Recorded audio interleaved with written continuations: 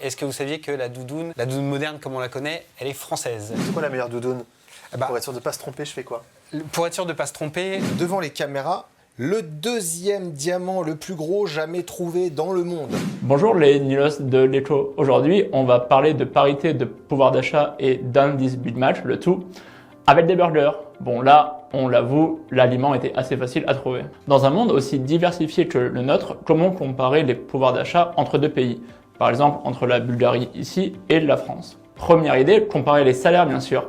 Par exemple, en Bulgarie, le salaire est de 500 €, alors qu'en France, il est de 2000 €. On pourrait donc naturellement penser que le français est plus riche que le bulgare. Seulement, il y a un hic. On n'achète pas la même chose avec 500 € en Bulgarie et en France. Pour comparer les pouvoirs d'achat entre les pays, on va donc comparer le prix d'objets communs à quasiment tous les pays. En 1986, le journal The Economist a une idée. On va comparer les Big Match. En effet, il y a des McDo partout dans le monde ou presque.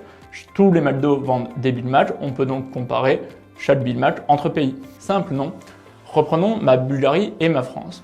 En Bulgarie, le prix d'un Big Match est de 2 €, alors qu'en France, il est de 10 €. Donc, avec mon salaire de 500 € bulgares, je peux m'acheter 250 Big Match. Au contraire, avec mon salaire de 2000 € français, je peux m'acheter seulement 200 Big Match. Autrement dit, avec mon salaire, j'achète plus de Big Match en Bulgarie qu'en France, donc le bulgare moyen a un meilleur pouvoir d'achat que le français moyen. Chaque année, le journal The Economist compare le prix des Big Match des principales zones géographiques dans le monde et remet à jour son classement. Alors évidemment, on ne compare pas que des Big Match.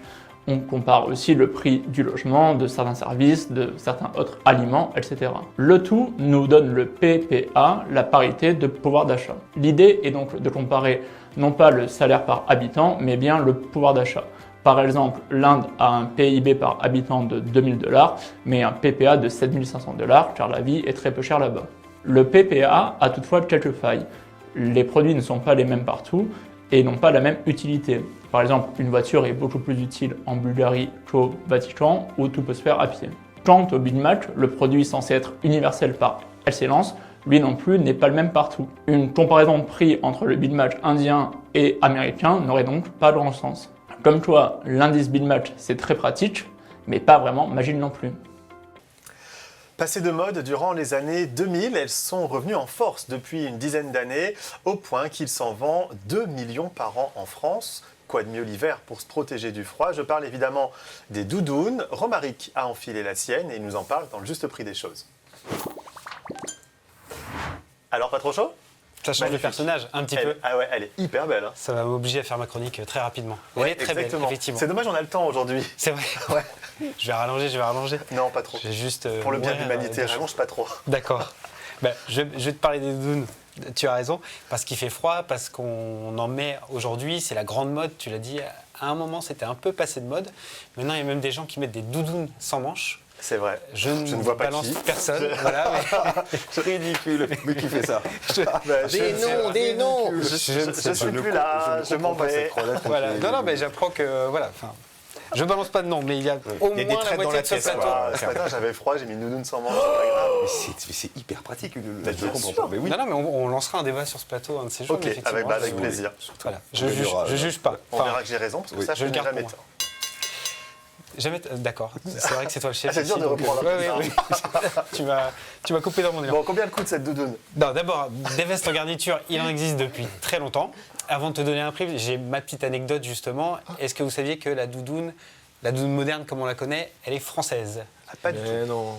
On voit les images derrière toi. Elle a été inventée par Pierre Alain, qui est Pierre Alain, le un mec avec le Parisien. prénom, c'est ça? C'est particulier. Voilà. Hein. Oui, c'est particulier. C'est un style particulier, c'est vrai. Mais le voilà, Pierre Alain. Oh là là C'est là. un Parisien qui, au début des années 30, en fait, a inventé la doudoune.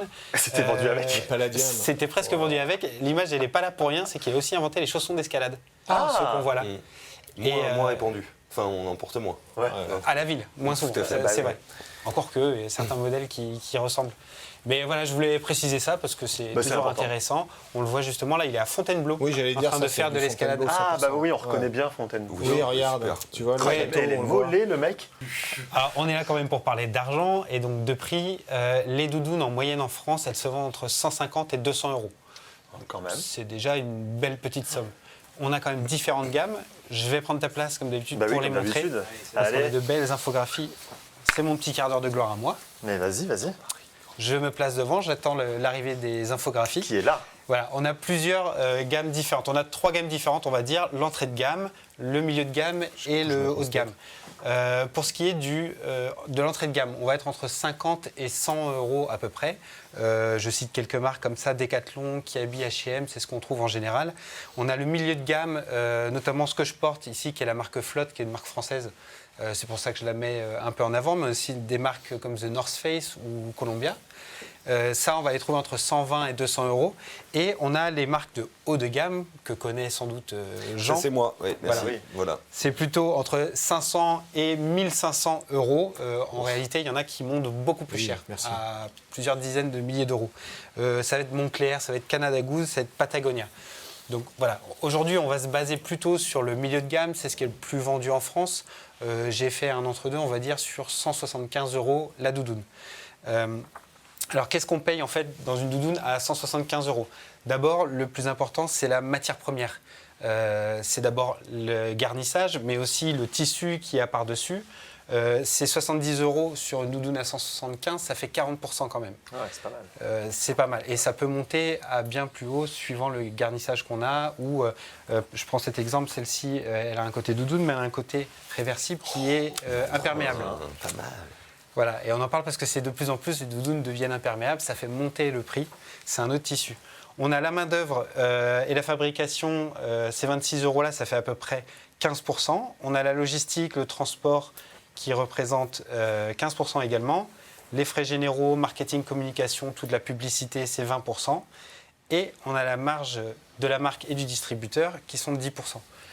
Je pointe sur ces éléments quelques points qui changent. Je l'ai dit, la matière, mais on a aussi la main-d'œuvre, fabrication et le transport, parce que suivant la gamme qu'on a, ces doudounes, elles peuvent venir d'Asie, de Chine notamment, ou d'Europe. Et ça ne fait pas le même coût que soit en main-d'œuvre ou en transport. Hop, j'y reviens, j'enchaîne. Donc justement, je parlais du garnissage. C'est sans doute la chose la plus importante dans une doudoune. On a 3 types de garnissage. D'abord, le garnissage synthétique, qui est souvent sur les entrées de gamme. Voilà, il a ses avantages, ses inconvénients. Il est abordable, on n'a pas d'allergie, contrairement aux autres qui sont aux plumes. L'entretien est facile parce que ça passe en machine et ça résiste à l'eau le plus souvent. C'est-à-dire que si vous avez trempé votre doudoune, c'est pas grave, elle va sécher, elle va se remettre en place. Par contre, ça pèse plus lourd, ça isole quand même moins bien que les plumes ou le duvet, ça respire moins bien souvent, et l'impact environnemental, c'est que ce sont des produits qui sont souvent à base de pétrole. Même si pour le polyester, maintenant, on commence à en trouver du végétal. Pour les garnissages beaucoup plus haut de gamme, souvent on va trouver le duvet d'oie, qui lui est le top du top. Souvent c'est du 90-10, on dit, c'est le pourcentage, on va dire, de garnissage par rapport aux plumes. Ça c'est le top parce qu'en fait en avantage on a l'isolation thermique qui en général est béton. On peut être en grand froid, on ne sent rien. Ça respire très bien, on n'est pas comme dans une étuve et c'est beaucoup plus léger. Par contre ça coûte beaucoup plus cher. Il faut surtout faire attention à ne pas le mouiller parce que sinon le duvet ou les plumes s'agglomèrent et on perd toute l'isolation. Au niveau de l'entretien, du coup, c'est plus dur parce qu'il ne passe pas en machine, il faut l'envoyer au pressing. Et il y a des questions éthiques parce que le traitement des animaux, notamment des oies et des canards qui sont utilisés, est toujours un petit peu compliqué. Pardon. Non, j'allais poser une question, mais vas-y. Vas-y. Je te dire, mais c'est bien de nous expliquer tout ça, mais concrètement, comment je choisis? C'est quoi la meilleure doudoune? Pour être sûr de ne pas se tromper, je fais quoi? Pour être sûr de ne pas se tromper, c'est d'abord de bien identifier ses besoins. Est-ce que je l'utilise pour aller en grande montagne? Est-ce que je vis dans une ville où on a moins 10 la moitié de l'année? Est-ce que je viens sur un plateau télé? Est-ce que je viens sur un plateau télé? Ou est-ce que c'est plutôt pour la porter des fois à mi-saison, quand on a du 10 degrés, voilà, juste pour le côté esthétique ou en renfort d'un autre manteau? Pour ça, j'ai tendance à privilégier la seconde main, à encourager les gens justement à aller vers l'occasion. Pour les doudounes, je fais une petite exception pour la raison que je vous ai donnée, c'est que c'est difficile. Tu as sué dedans là. Ouais. Déjà, ce ne sont pas forcément bons. En tout cas, celle-là, c'est parlait terminé. des cuves tout à l'heure. Celle-là, c'est terminé, Ouais, c'est on a sûr. tous les mots-clés du désastre. Il y a ça, mais surtout, si elle a été mal lavée, on ne sait pas dans quel état est le garnissage à l'intérieur. Donc, elle peut très bien ne plus isoler, en plus de l'odeur, et ça. des auréoles. Et oui, Oui, c'est vrai, je n'avais pas pensé à ça. Oui, mais elle est belle. Oui, mais si elle est réversible et qu'il y a des auréoles côté blanc. Elle est très belle. Ah bah, l'aspect une doudoune, esthétique. c'est aussi pour se la péter. Ah bah bien sûr. Ouais, ça dépend. On retrouve Choisis nos pour milliardaires. l'esthétique. Ça dépend des goûts parce qu'il y a du fluo, il y a du brillant. Voilà. J'ai eu un verre tout à fait, pomme, c'était tout à fait. du plus mauvais effet pendant. Exactement. Et sans juger, mais voilà, Si, dans si. les goûts, il y a un petit peu de tout, quoi. Si tu n'as Donc pas là, de jugement critique, tu as un J'irais légume. pour bien choisir, honnêtement, je vous encouragerais à vous diriger vers les sites spécialisés. Il y en a beaucoup.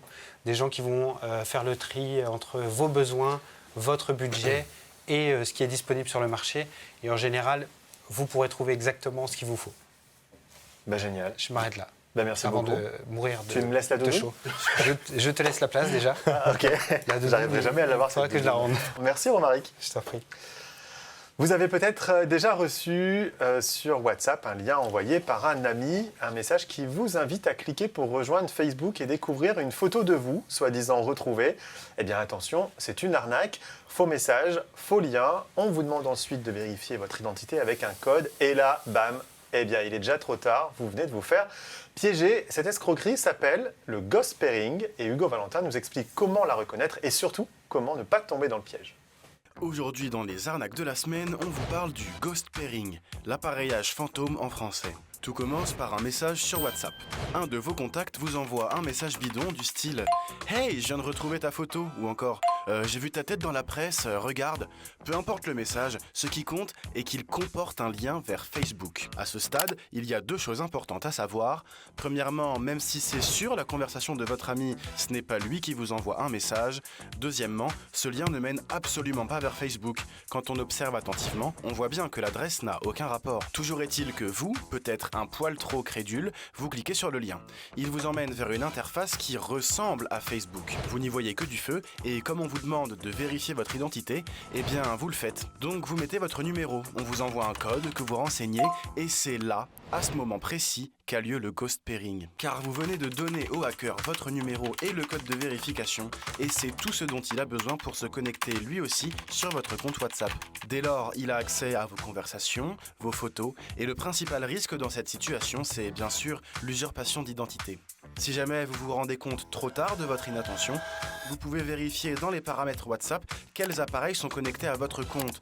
Si l'appareil connecté n'est pas le vôtre, il vous suffit de le déconnecter. Sinon, pour éviter ça, même si c'est votre ami qui vous envoie un message, soyez attentif aux liens sur lesquels vous vous apprêtez à cliquer.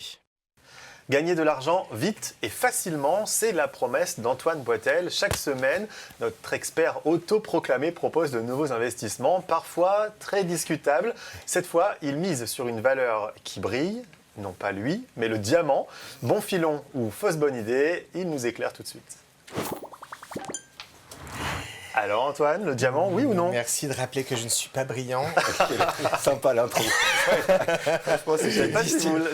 On commence aujourd'hui par quelques images.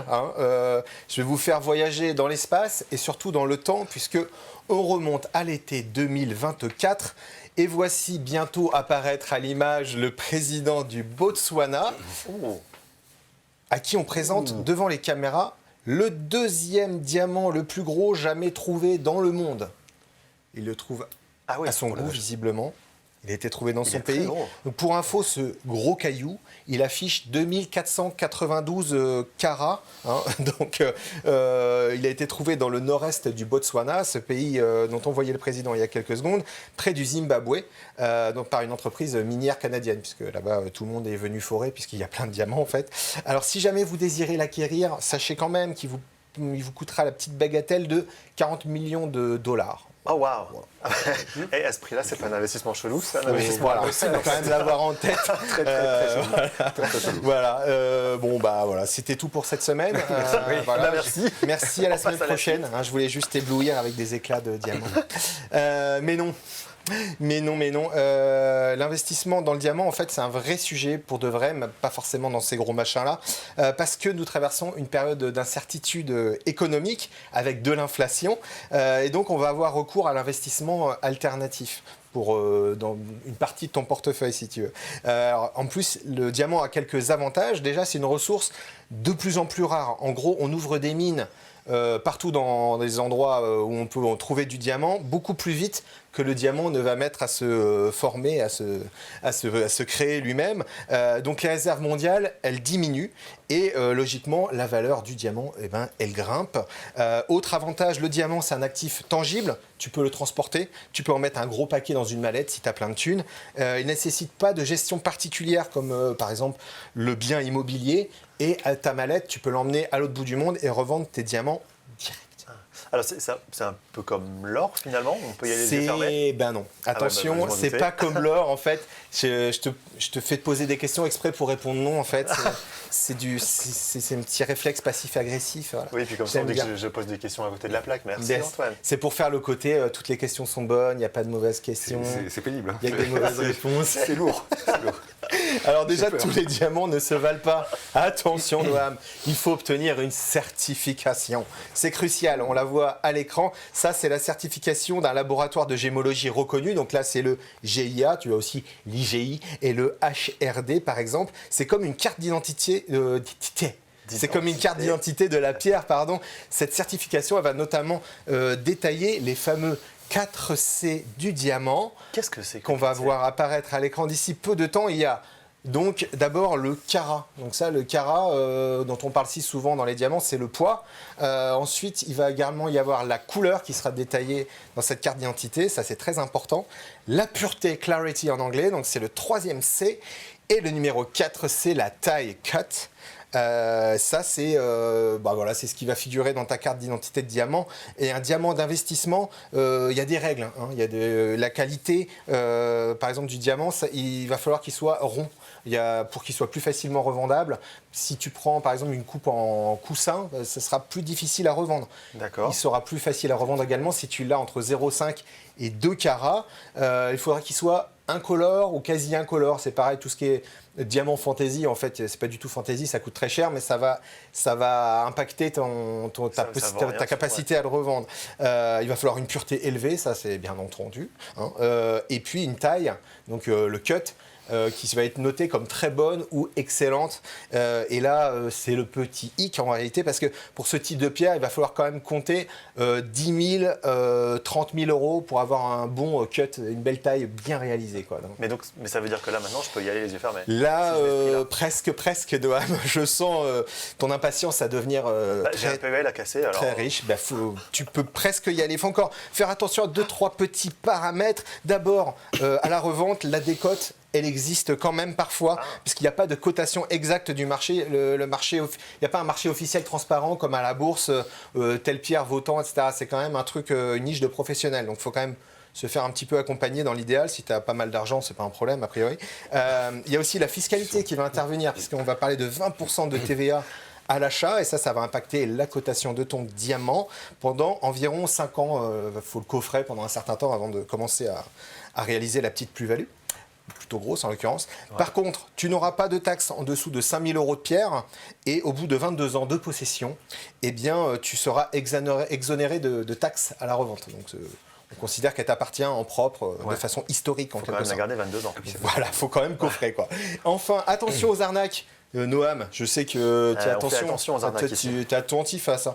Bien vérifier les listes noires des sites frauduleux. C'est disponible sur le site de l'autorité des marchés financiers. L'idéal, c'est d'avoir recours à un diamantaire de confiance comme moi, par exemple, qui vient de m'approcher expert chelou. Donc, investir dans les diamants, investir dans les diamants, c'est bien. J'arrive pas à gérer mon compte poste.